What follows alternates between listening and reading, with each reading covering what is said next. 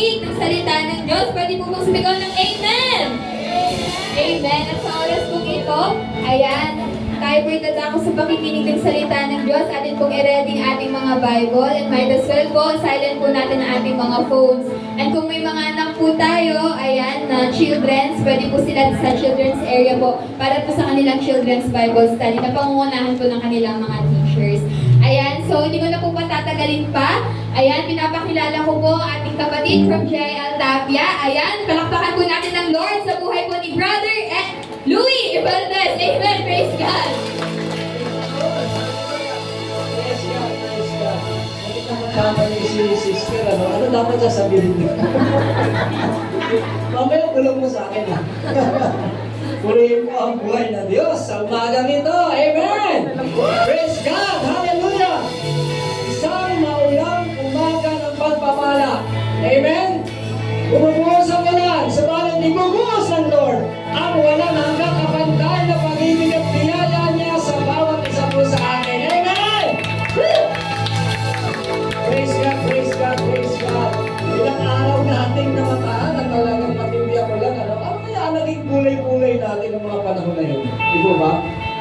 Dumating na araw ng linggo at sa araw na ito ngayon, natitiyak natin na kung anong buhos ng walang kalakasan, dumagsang baha sa maraming lugar, purihin pa rin ang buhay ng Diyos. Amen? At tayo nasa ibabaw ng mga pagtaas ng mga tubig sa bawat lugar. Amen po ba? Maaari ang iba sa atin dito na apektuhan ng bahagya. Subalit ang iba ay talagang maaaring hindi nakaranas ng pagtaas ng tubig. Subalit pantay-pantay ang biyaya ng Diyos. Amen po. Sabihin mo nga sa iyong katabi, pinagpala kang lubos ng ating buhay na Diyos. Amen. Praise God. Hallelujah. Thank you, Lord. Bisa mo nung malakas sa palakpak sa ating buhay na Diyos. Hallelujah. Hallelujah. Glory, glory, glory to the living God. Praise God. Tayo po ay muling dadako sa aktwal na panambahan. Kanina nung tayo nag-aawitan, talagang pinaranas ng Diyos sa kanyang pagsama. Amen. At sa mga oras na ito, idako naman natin ang ating pantuon doon sa ating pagkain espiritual na kung saan inihanda ng Diyos para sa bawat isa po sa atin. At kabilang po ako doon dahil tayo po ay patuloy na kumakain ng biyaya, ng mabiyayang pagkain buhay espiritual po natin. Ang topic po natin, sabi nga kanina, eto na po yung huling linggo. Maaaring ito po ay mundo ng pagbibigay aral sa atin ng Diyos na kung saan ang presensya ng ating Panginoon ang siyang katugunan. Ano po? Regaining strength to carry on. Sabay-sabay nga po natin sabihin, Christ's presence is the answer. Regaining strength to carry on. Amen. Praise God, praise God, praise God. At samahan niyo po ako sa pag-aaral na nadala po natin sa pamagat na ito. At ngayon po natin. Ano ba sabi? Soaring high like an eagle. Praise the Lord. Alam niyo po, sa kabila ng matinding sunit ng panahon, may kakaibang taglay itong agile. Ano ho?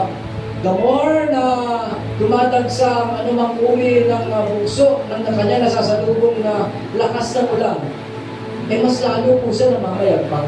Amen po ba? Kanina sinanay ng pagkakiyak, minamanmanan po siya, wow, like an eagle, soaring high. Umaakyat sa hakdang, paakyat dito, galing sa ibaba. Soaring high po talaga. Kaya po, maaaring bigyan natin ng pansin. Na maaaring ito'y napangaral na ng mga panahon na kailangan din natin ang aral nito. Subalit sa panahon nito, maaaring sabi ng Lord, na kailanganin natin ang iba yung kalakasan, no? To regain our strength to carry on. Para po, kasi hindi po natatapos ang anumang uri ng pagsubok sa buhay. Amen po ba? Natapos na po ba yung pagsubok na inyong nararanasan o mararanasan? Sasabihin ba natin, that's it Lord, thank you, tapos na. Hindi pa po tapos. At ang kagandahan ng pangako ng Diyos sa Philippians chapter 1 verse 6, ang Lord, hindi pa rin naman po talaga tapos. Hala sa bawat isa po sa atin na magbibigay siya ng ibayong lakas, no? Ibayong aral para magpatuloy po natin yung paglalakbay natin sa journey na tinatawag natin Christian journey. At tayo po ay magkakaroon ng taglay na kalakasan. Amen? Pari po ba tayo tumayo lahat minsan pa? Paggalang po sa minsan na mabasa ang buhay at makapangyarihang salita ng ating Diyos. At samahan niyo po ako sa Isaiah chapter 40. Beginning verse 29 po. Ang sabi nga po sa salin ng Amplified Version, He gives strength to the weary, and to him who has no might, He increases power. Even youth grows weary and tired, and vigorous young men stumble badly. Ano ba sabi sa 31? But those who wait for the Lord, sabihin nga natin, but those who wait for the Lord, siya po nag-expect at tumitingin dun sa pag-asa na nanggagaling sa Diyos, will gain new strength and renew their power. Sabihin nga natin, will gain new strength and renew their power. Yes. We declare it, Lord, they will lift up their wings like eagles. They will run and not become weary. They will walk and not grow tired. Palapakan nga po natin ang ating buhay ng Diyos sa umagang ito. Ay kung para sa Diyos po ata, parang mahina po ata ito. Hallelujah! Yes! Sapagkat sa iyo, ang taglay namin lakas, sa iyo namin maaaring pagkaloob ang lahat ng nararapat sa iyo, Panginoon. Hindi lamang ngayong umaga, kundi sa darating na mga araw. Sandali po tayong manalangin. Panginoon, marami pong salamat muli na sa umagang ito, sa kabila, O Diyos, na maaaring masungit na panahon. Lord, inalaw mo rin ito, Panginoon, upang maaaring kaming masubok, upang maaaring naming maranasan kung ano ang taglay na kalakasan ng bawat isa sa kabila ng masungit na panahon. Kung ano ang tanging mong kapamaraanan para kami maidako mo sa lugar na ito, Panginoon. At Lord, makakain kami, O Diyos.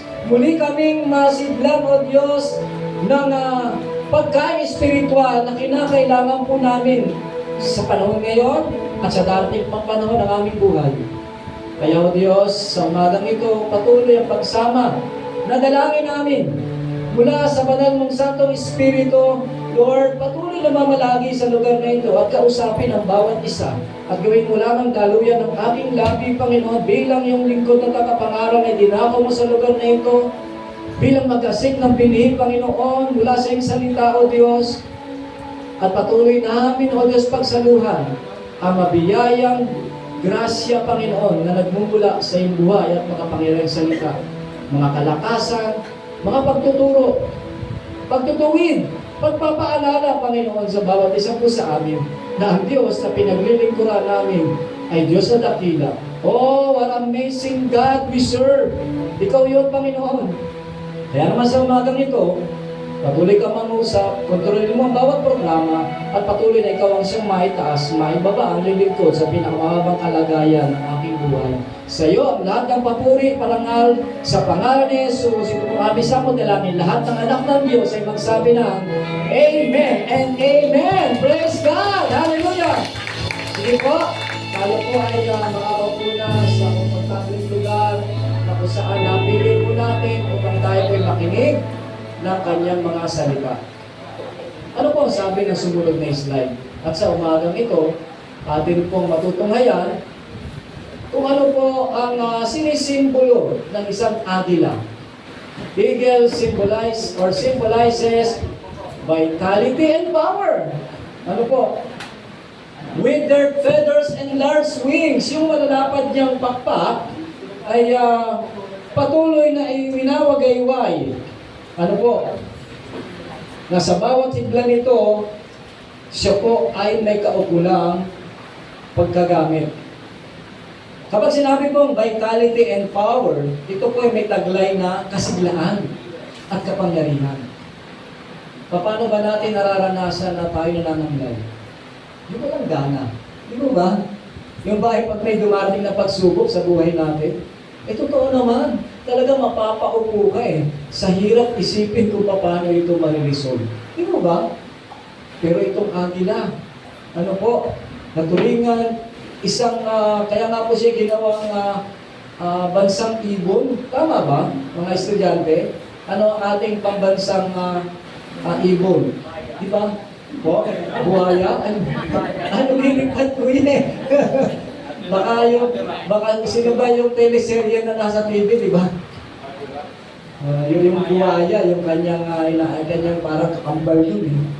So, ang agila po ay nagtataglay ng mainam na kapangyarihan. Bakit kaya? Kasi sa kabila ng unos at pagsubok, masigla siya. May kasiglaan. Siyang sumasalubong sa bawat sigalot, no? Sa bawat unos na kanyang madadaanan. At ang kagandahan pa rito, Church, umiibabaw pa siya. Mas hinihigitan pa niya yung dumadaluhong na bagyo na kanyang sinasalubong.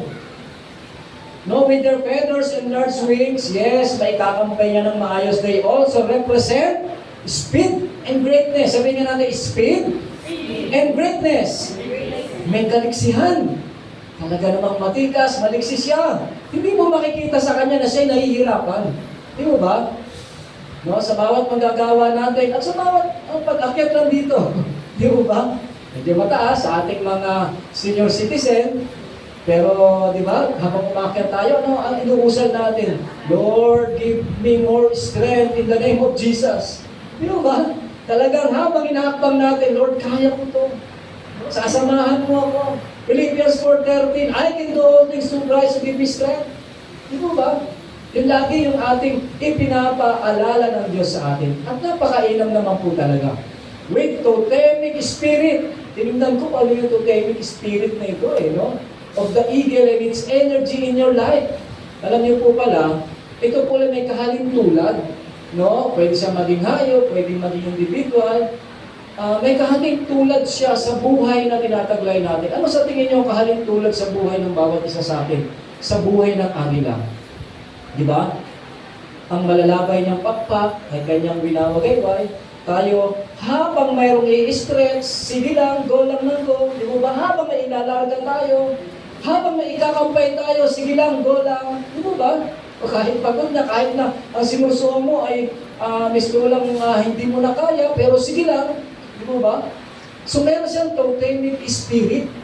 No? Kagaya ng isang tao, may kakayahan na gumawa pa ng extra miles o lumakad pa, tumakbo pa ng extra miles.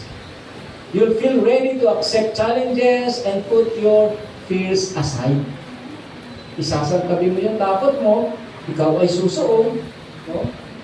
Alam niyo po ba, may isa ako naalalang kwento sa isang aklat na aking nabasa ng ako'y bago-bagong Kristiyano.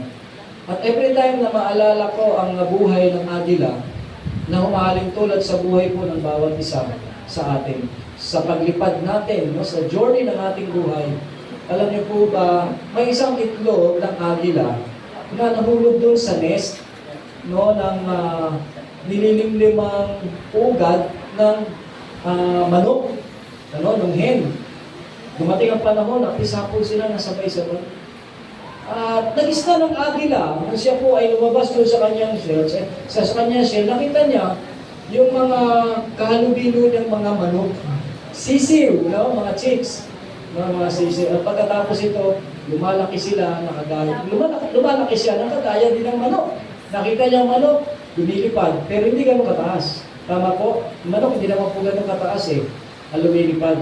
So, dadapo, lilipad, ganun din ang kanya naging gawin. Lilipad, bahagya, dadapo. Kasi ganun ang kanya nakasanayan. Minsan nakita niya yung isang lumilipad sa himpapawid. Binawagaywa yung pakpak na ganyan. Anong uri ng ibon yun? Nasabi ng kanyang nanay, agila yon. Di natin kaya yan.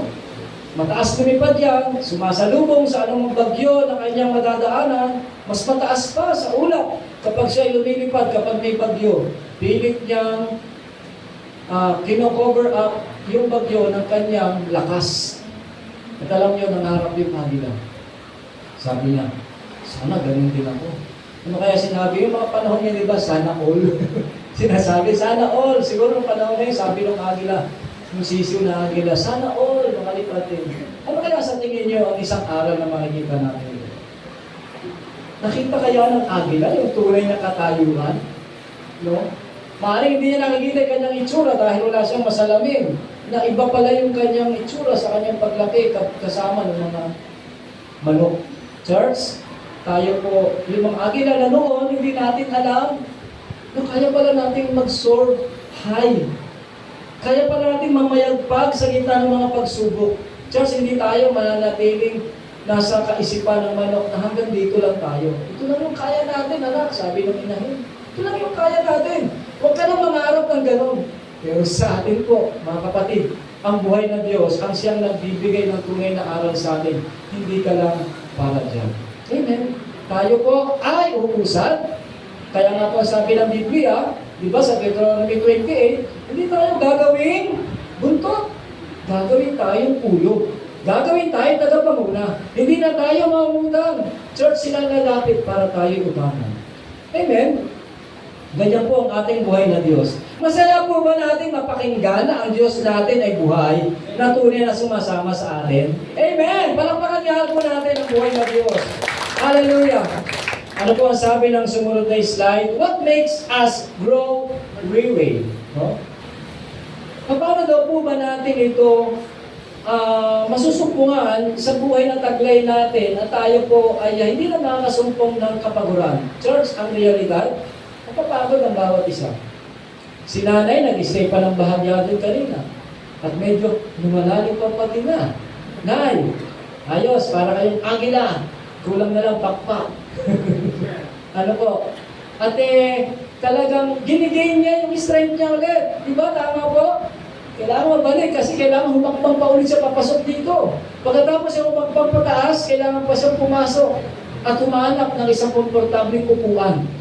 Everything that we do takes energy from us. Lahat po ng bagay. No? Kumihila ito ng lakas sa atin. Ano? Kaya po nag-iisip tayo, di ba?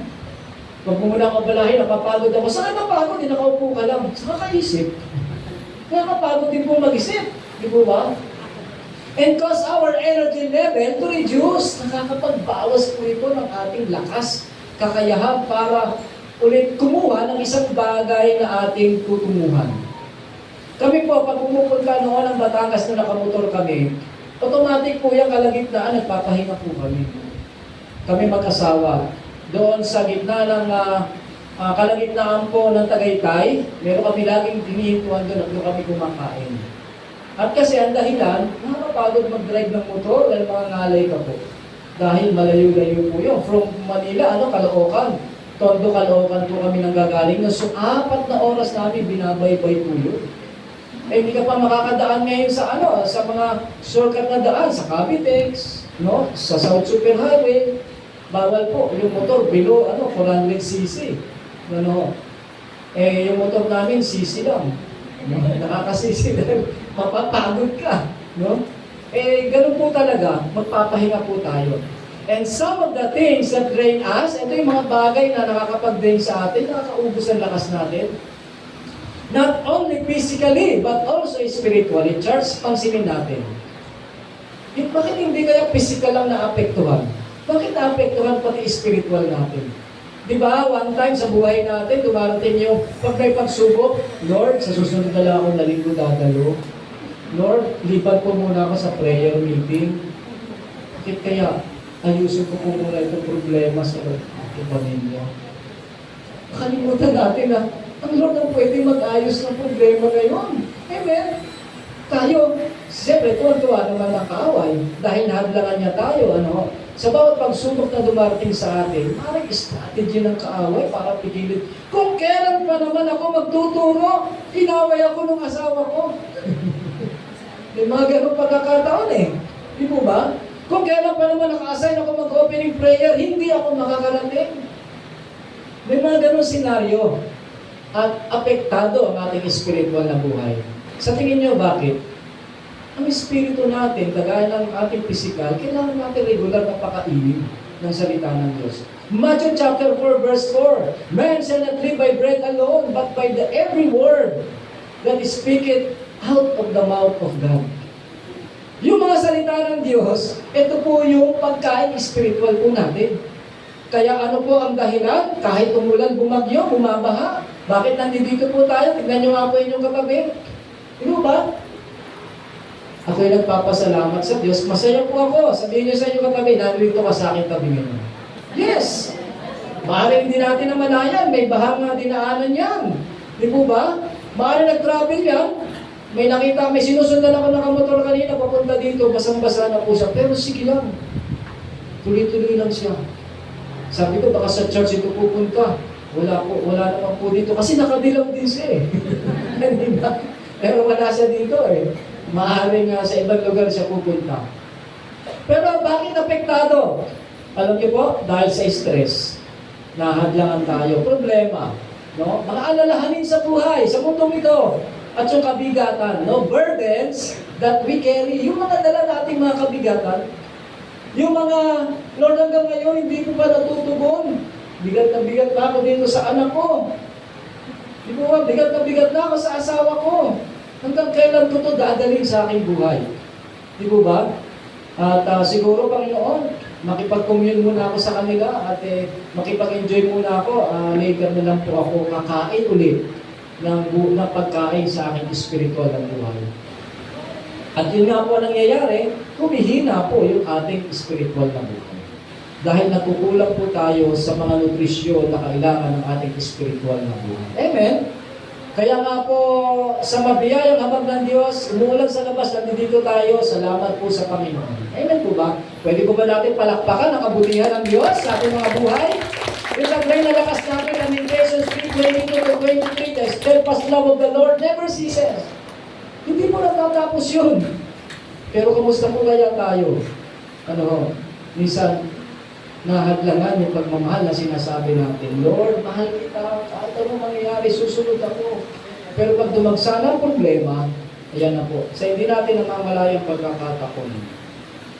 Ano pa sabi ng next slide? We too can become weary. Mapapagod po tayo, no? Mapapagod po talaga tayo.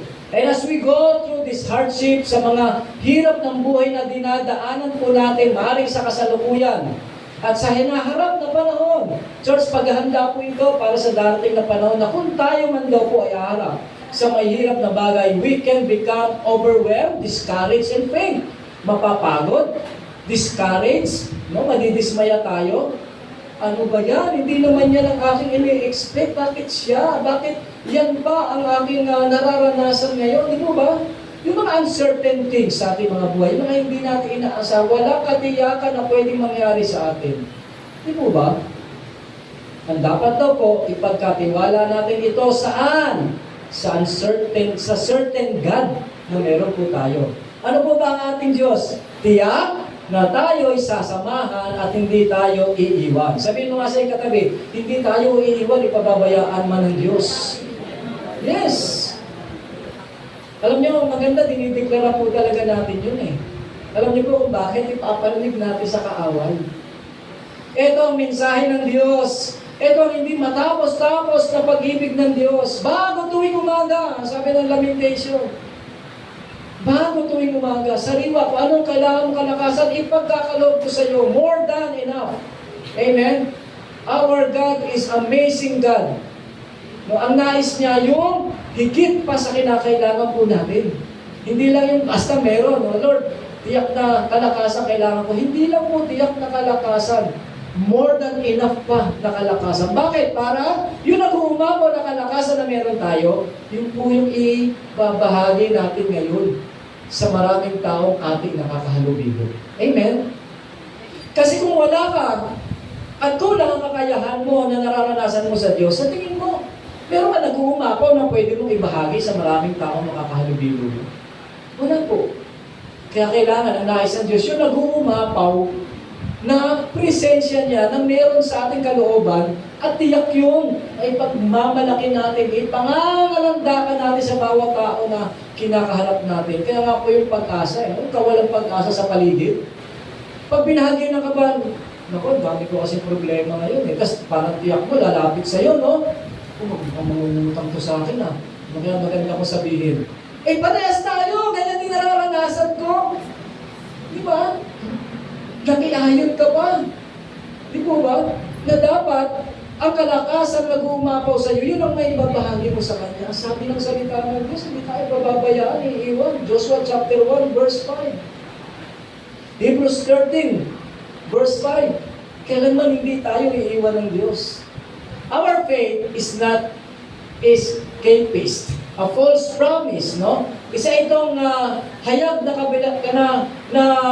hayagan na kung saan kabaligtaran ng pangako ng Diyos. Yung ikaw ay takas ng takas, no, umiiwas. No, that things will be just fine. Sasabihin mo, okay lang ako. Wala namang problema eh. Kahit na nababanag mo sa kanya, paano kasi namang problema kayo? Hindi, okay lang ako. So kung minsan, yung pagtanggi natin ng gano'n, no, scapegoat na lang natin para talaga masabi nila, ang tatag mo naman, di ba? Tinangay na nga yung bahay mo ng bagyo, okay ka pa rin, di po ba? Pero alam niyo po ba, sabi niya kasi, meron akong pananampalataya na alam ko may gagawin ng Diyos eh. Pero alam natin, sa kabila nito, nagdulo sa yung puso mo. Ikaw, bakit yung bahay ko pa ang tinangay? Hindi na lang yung bahay ng kapitbahay namin, salbahe yun. Di mo ba? Tinulong pa yung kapitbahay. Pero church, lahat naman tayo darating talaga sa ganun eh. Pero paano ba natin ito panghahawakan? Kaya nga ang ganda ng mensahe ng Diyos sa buwan ito, yung ang Diyos natin lagi nag-iimbita sa atin, kasi alam niya kukulangin, mapapagod tayo. Kukulangin yung laklas na taglay natin, kaya patuloy ng paanyayahan, kayo lahat na napapagod. Hindi matatapos ang paanyaya ng Diyos. Bakit? Habang nandito po tayo sa masalimuot ng mundong ating ginagalawan, habang sa journey tayo, Christian journey ng ating buhay sa harapan ng Diyos, lahat po yan, mag-a-attempt na tayo ay hadlangan, puguluhin, binlangin, bago na nagawa ng kaaway sa ating mga buhay. Kaya nga po, ang buhay natin, nararapat na lagi natin i-align sa tunay na kalooban at naisin ng Diyos. At ihayag niya po sa atin. Kaya pala sabi ng Romans chapter 12 verse 2, do not be conformed any longer in the pattern of this world. Ano ba ang pattern nito? Once na nakarinig ka ng masamang balita, bad news kagad. Naku po, dismayado ko, naku, kaya tibayan ko yung bahay namin, andyan na yung bagyo. Di mo ba? Naku, andyan na yung mag-asa tubig, parating na. One time, nagsirena yung dito sa Gentry. Pag tumunog na po yung sirena na yon, alarma na raw po, no? Sa Pinagtipunan, sa Prinsa, papunta sa Tapia, kung saan merong malaking ilog, maaaring tumataas ang tubig. At ang lahat po ay nag-prepare. Hindi po ba? One time, may kailangan kong puntahan dadaan ako doon, may kailangan akong puntahan sa Mercury. Sinamahan ko yung anak ko, bumili ng gamot. At pagdating doon, talagang ready sila, naglagay ng mga bakal doon sa mga gate, naglagay ng mga buhangin. Talagang, tapos marami nagbabantay doon, may camera pa, may nagbibideo pa, binabantayan yung tubig. Talagang kung anong oras tataas. Kaya nga, makikita natin dito kung anong preparasyon meron nais ang Diyos na ipagawa sa atin. At kung anong merong alok siya sa kabila ng karanasan na hindi natin matanggap-tanggap na nakakaubos ng ating lakas at stress, pressure sa ating buhay. Ano po ang sabi ng sumunod na slide? God is never tired. God, sabihin natin, God is never tired. The power of God is never diminished. Ano po? Ang kapangyarihan ng Diyos, kailanman hindi ito nababawasan. Hindi ito nag-fade away. Kung anong meron siyang katangian, yun siya. Amen? Pero pag sinalamin natin, Lord, kami nga, no? Kaya nga po ang Diyos natin na sa ating Panginoong Yesus, nagkatawang tao para maranasan niya kung anong nararanasan ng tunay na literal na tao. Ang tao napapagod. Amen? Pero nung ang ating Panginoong Yesus ay nagsilbing ating modelo, kaya nga po Christ-likeness ang ating goal, di po ba?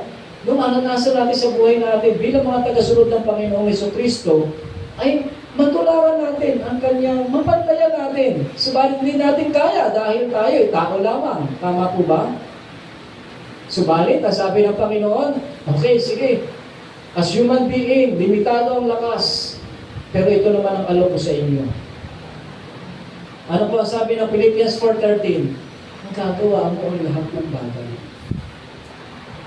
Magagawa mo umusad sa lahat ng proseso ng iyong buhay.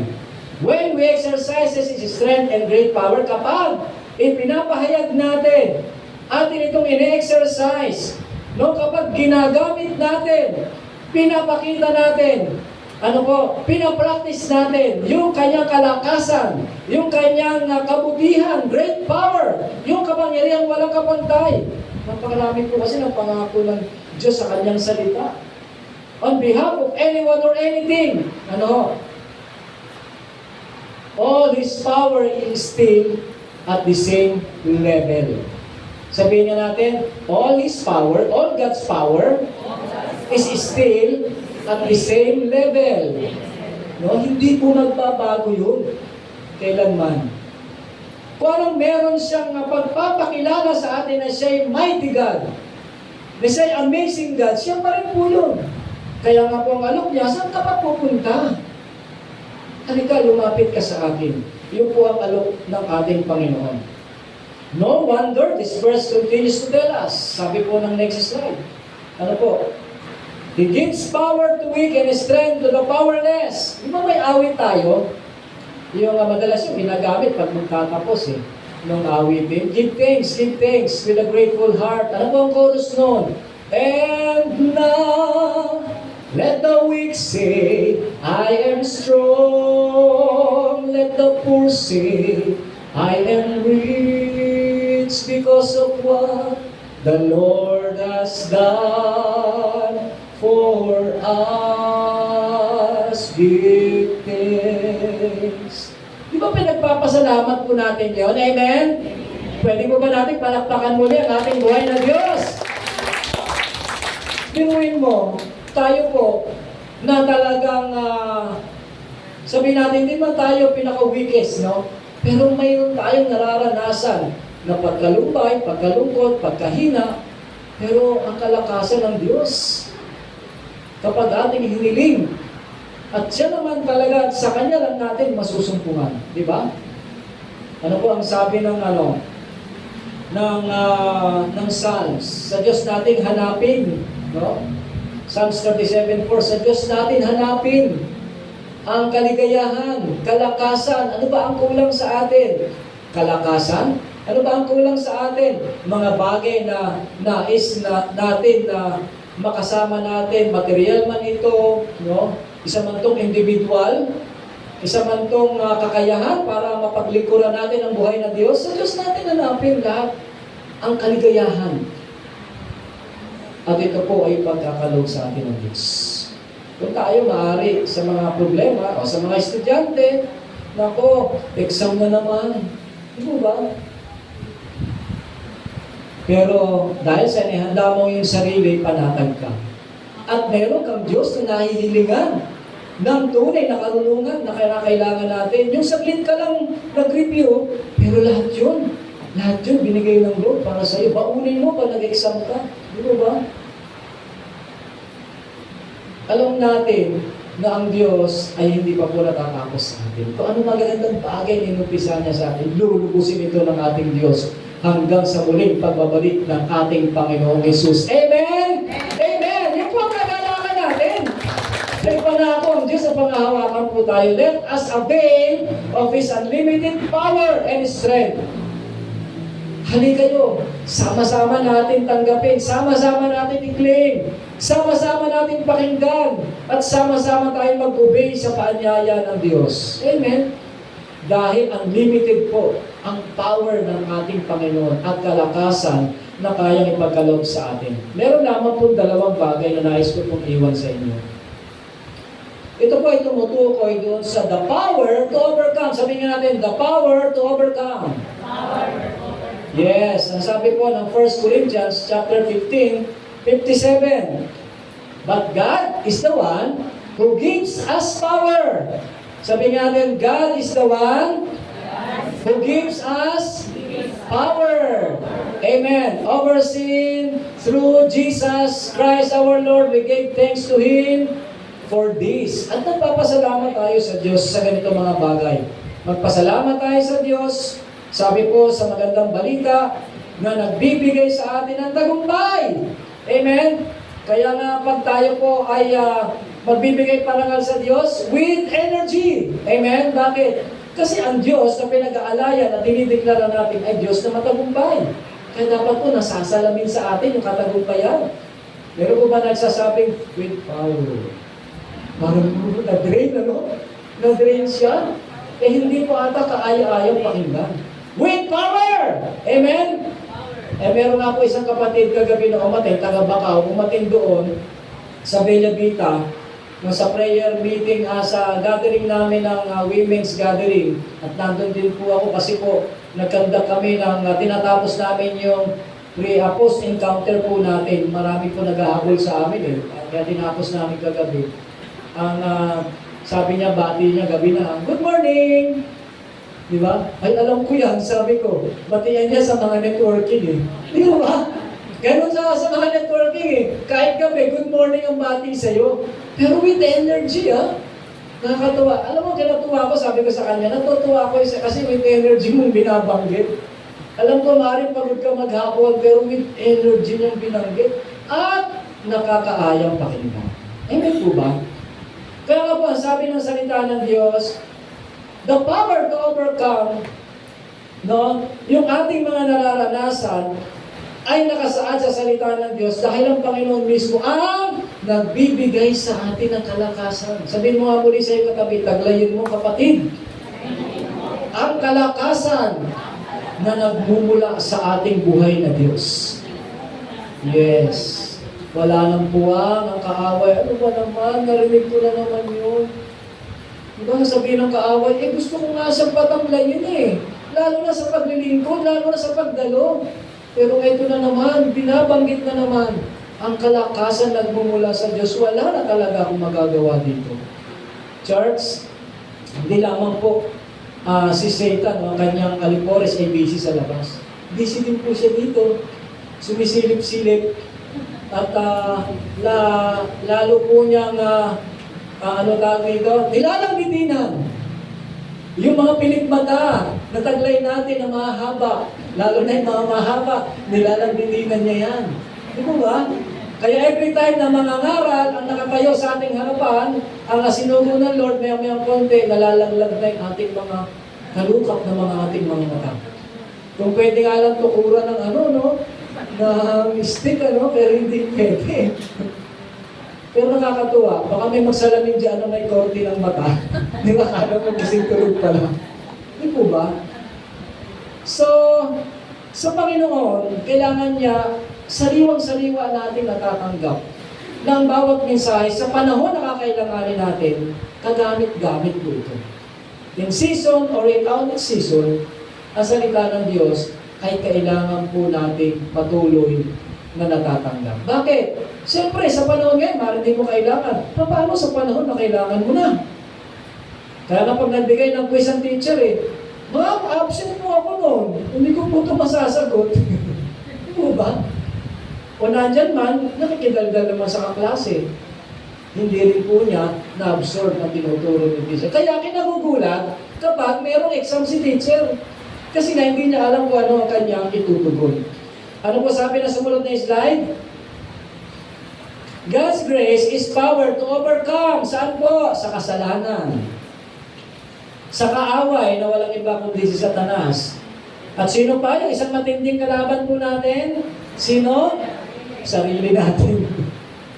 Kaya ang kaaway, bubulong lang po sa atin yan. Hindi niya po tayo kayang i-conquer kasi na-conquer na tayo ng Panginoon. Amen? Ang gagawin niya, kung sa battleground sa isip natin, bibigyan ka ng nakakaibang nararamdaman. Di mo ba sasabihin, may sakit ka, huwag ka na pumunta doon, makakahawa ka pa nilalaglat ka One time, prayer meeting Friday, sabi ng ibang kapatid, Brad Louie, Kuya Louie, makaka-attend po ba kami? May sipulubo po kami, baka makahawa po kami. No, pwede po kayong mag-attend. Mag-face mask lang po kayo. O kung gusto niyo po, sa bandang likuran po kayo, para pag umaatsing kayo, hindi naman po nakaka-disturb sa mga tao. Okay po, pwede po kayo umattend.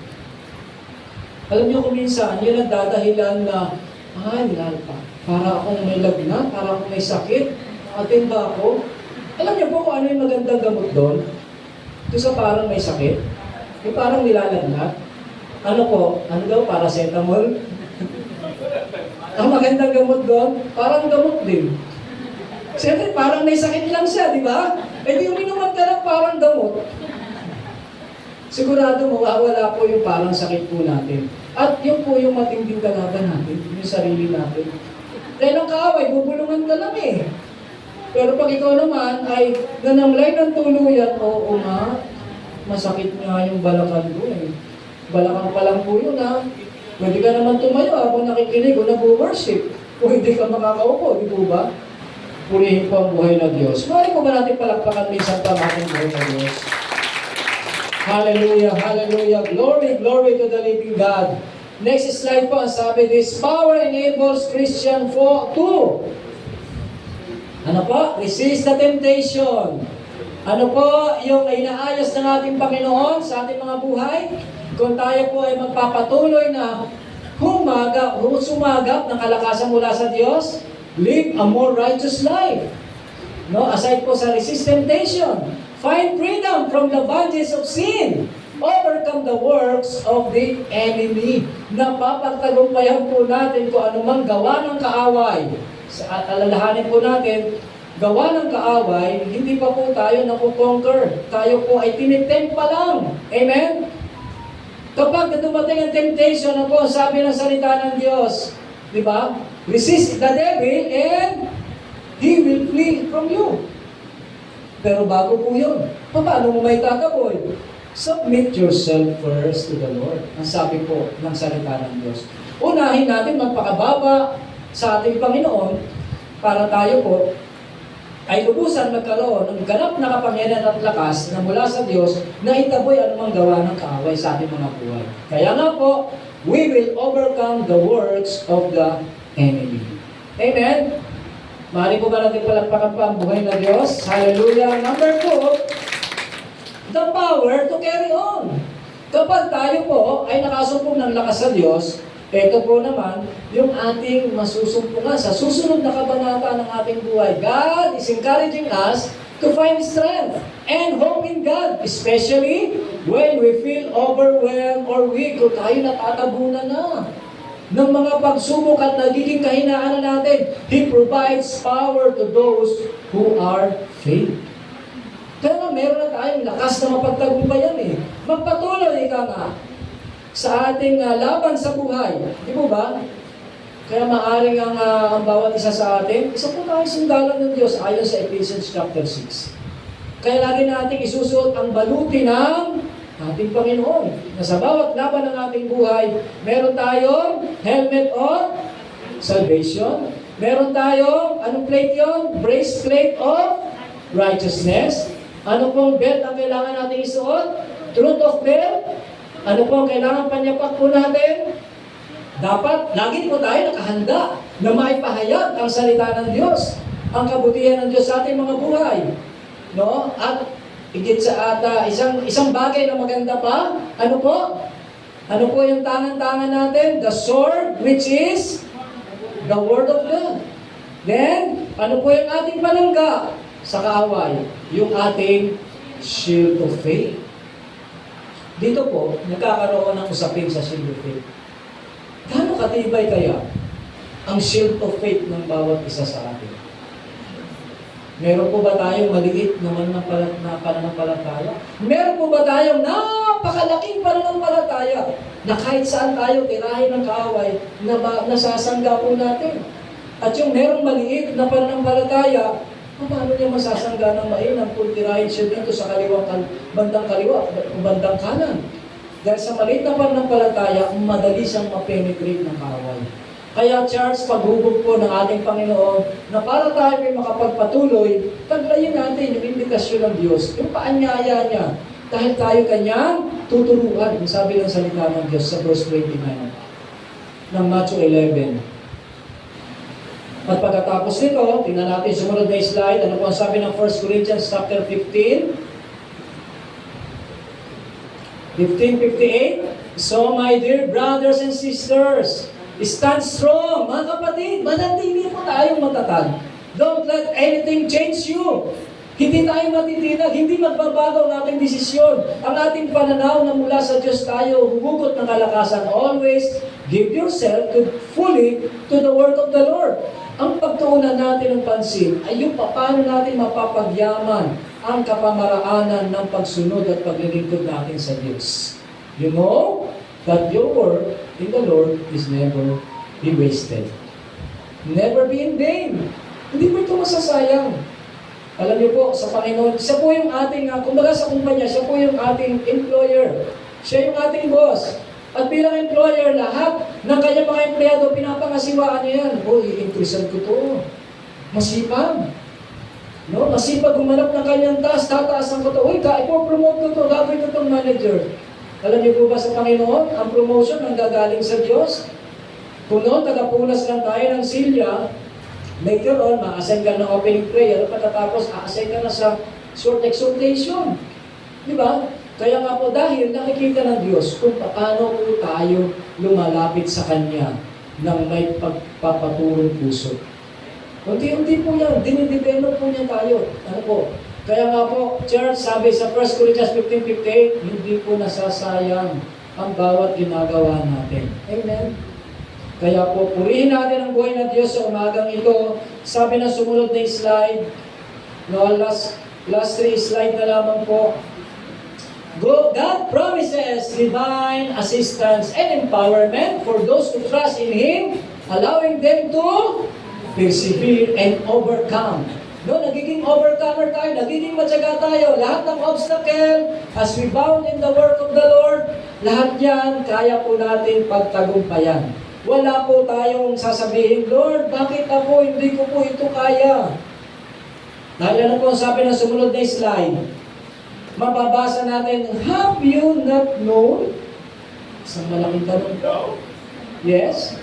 Have you not known? Yun? O, di ba? May echo tayo doon sa likod. Talaga nga naman. Alam mo ba o nababatid mo ba ito? Our God, no, tayo po sa Diyos, nang tinatanong natin ang bawat isa, nakalimutan na ba natin na ang ating Diyos ay Diyos ng himala? Ang ating Diyos ay Diyos ng himala, ito'y napatunayan ko. Ang dami ko pong karanasan sa buhay eh. Maaaring kaya po ako naririto sa inyong harapan. Hindi po mauubos ang ilang oras para ikwento ko po yung karanasan ko sa ating Diyos. Na kailanman, hindi po niya ako iniwan, hindi pinabayaan man. Amen. Isang malaking patutuo sa buhay ko, ang maraming bagay na pagtuturo. Know that God never grows weak. Ano ho? Napapagod po ba ang Diyos? Amen o amen? O amen. Tayo napapagod. Kaya nga po nagkatawang-tawang Diyos, nakita niya na ang tao napapagod, kailangan ko silang palakasin, kailangan ko silang bigyan ng karagdagang lakas sa pamamagitan ng taglay kong lakas, sabi ng ating Panginoon. For in Him is everlasting strength, eternal power, and never-ending might. Amen! Then, tingnan natin sa sumunod na slide kung ano po ang isinasaad bilang konklusyon. May nagsabi, when we remind ourselves of the character of God, ano po? We are led towards trust-filled rest and hope-filled confidence. Pwede mo ba natin ulit sambitin? When we remind ourselves, no, paalala natin sa bawat isa, of the character of God, we are led towards trust-filled rest and hope-filled confidence. Kapag ipinaalala sa atin ng ating sarili, kung anong merong katangian ng Diyos, church, saan kaya tayo aakayin? Saan tutungo? Diba? Tutungo tayo doon sa paglalagak ng patuloy na pagtitiwala sa Kanya na punong-puno ng kapahingahan. Sabihin nga natin, punong-puno ng kapahingahan. Yes. Hindi natin alam ang kalagayan ng bawat isa sa mga oras na ito. Ang Diyos lamang ang siya nakakakita. Amen po ba? Church, sa maikling mensahe na napag-usapan po natin, mas mainam na meron po tayong mabaon. Ano po? Bakit? Maaaring ngayon, given, wala pa tayong mga experiences na maaaring masabi natin, ang bigat nito, Panginoon. Kaya-kaya ko ito, Panginoon. Dadako pa rin po tayo doon sa nagbibigay sa atin ng kalakasan. Confident enough po tayo. Punong-puno po tayo ng pagtitiwala na kung darating mga nagpapanahon na iyon, naroon po ang Diyos at tayo po ay sasamahan. Amen? Last na lamang po na example, pinaalala ng Diyos. Sa driving school, dalawa lamang po ang tinitingnan namin sa bawat estudyante na gustong matutong magmaneho. Kapag inupuan po namin yung tinuruan, unang-una namin tinitingnan, church, is confidence. Yung pagtitiwala, lalo na sa iyong sarili, kaya ko na ba? Pag hindi pa niya kaya, hindi pa tayo makakalabas ng kalsada. Dahil natatakot pa siya eh. Baka tabihan ka lang ng bisikleta o kaya ng motor. May takot ka na, hindi ko na alam yung gagawin ko. Plus, kapag ikaw ay confident enough na, alam niyo naman kung ano po yung tinitingnan naman namin? Yung efficiency. Kapag sinabing efficiency, ito po yung tiyak sa iyong sarili na kaya mo nang harapin ang bawat sitwasyon. Efficient enough ka na kung may tumabi mo sa'yo ng malaking truck, ito gagawin ko, relax lang ako. Kung biglang may tumawid, ito ang gagawin ko. Hihinto ako ng bagya, hihinto ako ng pilit. At to nasa posisyon ka na magmamaniobra ka, busy street, ito ang gagawin ko. Hindi ako matatakot. Amen?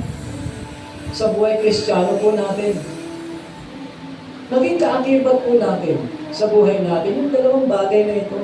Maging confident po tayo sa pagiging anak ng Diyos na nararanasan natin. Unang-una, hindi naman tayo talaga naturingang anak ng Diyos. Iisa lamang ang anak ng Diyos. Pero nung kinlame natin yung John chapter 1 verse 12, inari na po tayo mga anak ng Diyos and recipient na po ang bawat isa. Kung ano ang nararanasan ng ating Panginoong Hesus, pwede na rin po natin maranasan. Di ba sabi ng Lord, masigit mo pa kang nagagawa ang mga bagay na ginawa ko. Lalo na sa pagsama ng banal na Espiritu sa atin. At yung maging episyente po tayo na harapin ang bawat pagsubok. Meron tayong positive sound mind na binigay na karunungan ng Diyos. Meron tayong wisdom na nagmumula sa ating Diyos na nagumpisa lamang sa pagkakaroon ng takot sa ating buhay na Diyos. Amen? Palakpakan po natin ang ating Panginoon. Paano mo ba tayo tumayo? At minsan pa nating ideklara. Kanina, ang ganda po ng inawit eh. No, actually, yun po yung team song namin sa Lahat naman ng church. Yung inawit natin kanina, yung Tagalog ng goodness. Ito ba? Kanina, nung inaawit ito ng worship leading team natin, talagang naaalala ko po, kung paano kami nag-umpisa sa Bella Vita. At kung paano nyo po kami ngayon masisilip sa Bella Vita, maaaring masabi nyo, tunay nga na buhay ang Diyos na pinaglilingkuran natin. Kung marinig nyo mga kwento ng bawat umupo sa silya sa araw ng panambahan, iba-iba po yung kwento ng buhay nila. Pero pinag-isa po tayo ng Panginoon mo. Kaya nga sabi namin, nung ina-announce namin, ang darating na unang anibersaryo ng Bella Vita sa darating na August, ang Lord nag-create, nag-gather ang isang napakalaking pamilya sa lugar na yon, which is pamilya ng ating buhay na Diyos. Amen? Amen. Amen. Pwede mo ba natin awitin yung chorus bago mo tayo manalangin? We thank you, Lord. Tunay nga, O Diyos. Ikaw ay tapat habang buhay. Come on, church! Pwede nyo ba makideklara? Sabihin natin sa ating panganay, parinig natin sa gawa ng kaaway. Yes! Magpakailanman, O Diyos! Tunay kang mabuti. Yes! This is what we declare. This is what we declare. Ang kapulihan.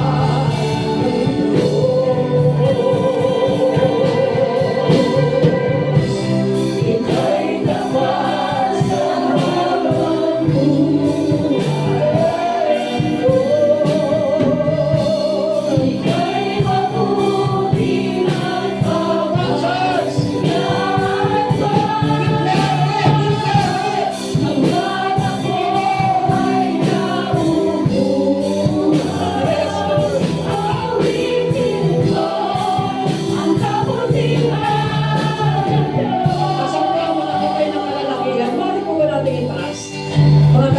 kalalakihan. Sama-sama natin awitin yung awit na ito para sa Diyos na buhay. Come on, church! Ika'y tapat sa habang buhay. Ika'y mabuti magpakailanman. Sabihin natin, church, mga kalalakihan. Pagkailanman. Yes, Lord. Hanggat ako'y nabubuhay. Sabihin natin sa Diyos. Buhay, aawitin ko ang kabutihan. Asa naman po ang kamay ng mga kababaihan. Sabay-sabay natin ideklara. Yes! Lord, pakinggan mo ang dinig na may mga anak sa lugar na ito, Panginoon. Ngayong umaga sa bulwagang ito.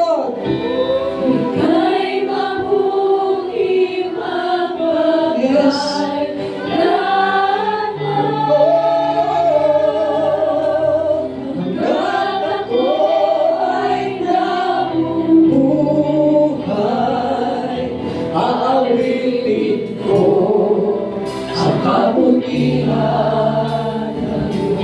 Ayaw ba natin marinig yung tinig ng mga kabataan?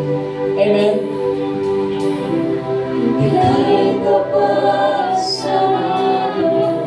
Yes! Narito ang tinig ng bawat isa, O Diyos. Ika'y mabuti magpapakailanman.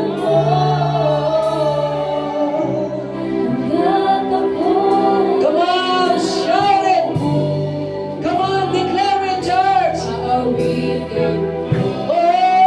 Diyos! Sasama-samang tinig! Ibalating natin sa langit! Ika'y tapat sa habang buhay. Ika'y mabuti magpapakailanman.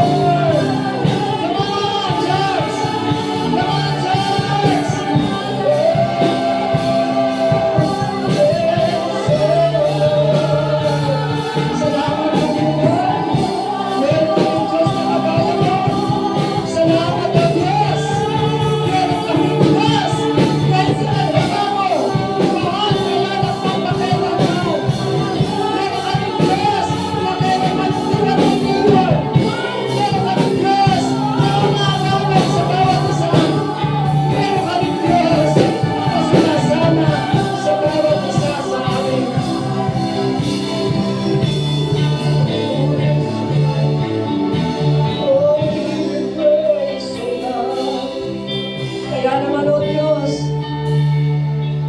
pupunuin namin ang lugar na ito, Panginoon, nang walang malagyang pasasalamat sapagkat sa iyong kabutihan, sa paanyaya mo pa lamang sa amin, Panginoon, na kami lumapit sa iyo, Lord. Ipinapakita mo na ang hayag na tunay na walang kapantay mong pag-ibig. Sapagkat ayaw mo kami makaranas, Panginoon, sa mga bagay na hindi namin kakayanin. Kaya kung kami darating sa limit ng aming mga buhay, nandiyan ka, nakaabang, Panginoon, upang kami bigyan ng ibayong kalakasan. Lord, ano man ang pangangailangan ng bawat isa sa umagang ito, Panginoon, naniniwala kami, kanina pa lamang, O Diyos, iniisa-isa mo na kung ano ang mainam na matatanggap ng bawat isa. Lalo na, nung pinakita namin sa iyo in Matthew 6:33, inuna ka namin, Panginoon. At ang kasunod naman ito, lahat ng bagay na kailangan namin ay pagkakaloob mo. Kagalingang pisikal, mga bagay na pangailangan sa material na bagay, kaluguran sa anumang suliranin na aming kinakaharap, problema sa loob ng pamilya, sa aming mga anak, sa aming mga sa buhay, proteksyon at kaligtasan ng mga mahal namin sa buhay na hindi namin kapiling ngayon, maaaring sila'y nasa ibayang lugar. Lord, salamat sa divine protection, sa divine blessing na pinagkakaloob mo sa bawat isa. Kaya naman, kami po'y magbubunyi sa umagang ito sapagkat meron kaming isang Diyos na kailanman hindi kami iniwan, hindi pinapabayaan. Sa iyo, ang mataas sa pabulit panungal sa pangalan ni Jesus, lahat tayo magsabi ng Amen!